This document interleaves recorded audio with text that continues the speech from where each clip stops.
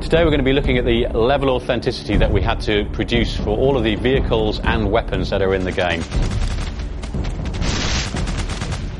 Now, I love guns, but how many of you have actually handled a real gun? I can tell you one thing, it's not like an air gun or anything like that.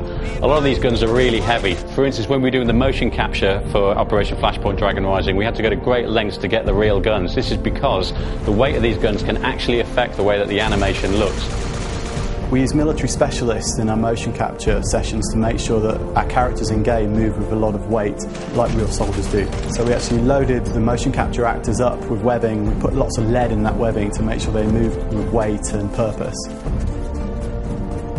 We don't show you how many bullets are remaining in the gun, so you have to kind of remember how many bullets you fired. You get the experience of being a soldier. So every vehicle in Operation Flashpoint Dragon Rising has its own characteristics. By this I mean handling, look, turnout, weaponry, etc, etc.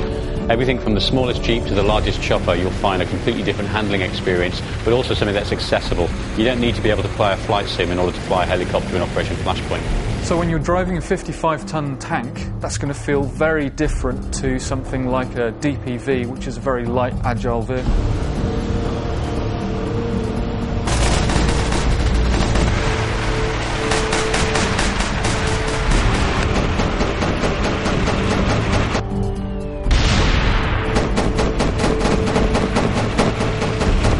We've spent an awful lot of time researching these vehicles. We've had to capture their engine sound, we have to get the right hue of paint. We've also, of course, had to take these brand new vehicles and actually beat up and weather them. From a tactics point of view, it's very important that it's hard to see the infantry. Camo is a vital part of that. You actually find yourself looking for movement much more so than spotting guys, just as you do in real life in a natural environment full of bushes and trees. We wanted to make the game different than all the other shooters out there. In this game, you're not a bullet sponge, so we wanted to make the damage model as realistic as possible. The damage in Operation Flashpoint is pretty gruesome. It's pretty much realistic, so if you get hit by a large round, you're very likely to have serious trauma to your body. From a visual point of view, you represent damage in several different visual stages. You've got blood that seeps through the clothes, then you've got catastrophic damage, which is actually losing of a limb. So you could have your head blown open, your torso opened up, you could lose a leg or an arm. And this is all represented and modelled realistically.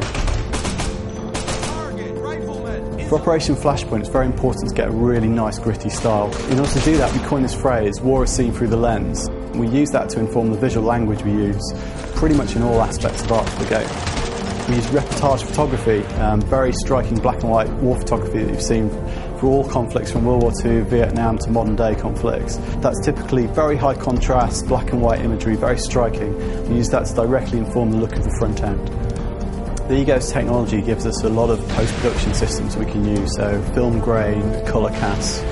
We use each of those to create a very, very unique aesthetic for each mission and each time of day.